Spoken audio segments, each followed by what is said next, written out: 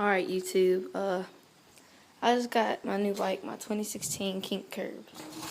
It's pretty nice.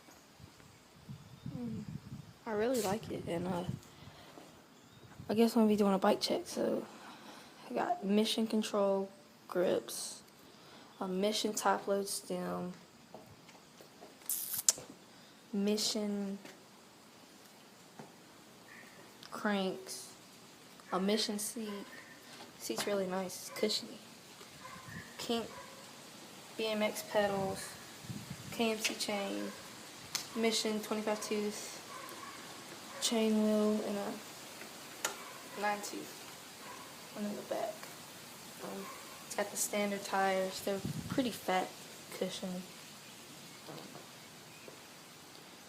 Kink bars, mission brake lever, just the standard Kink forks, and that's about it.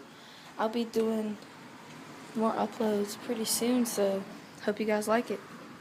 And that's the 2016 Kink Curb bike check.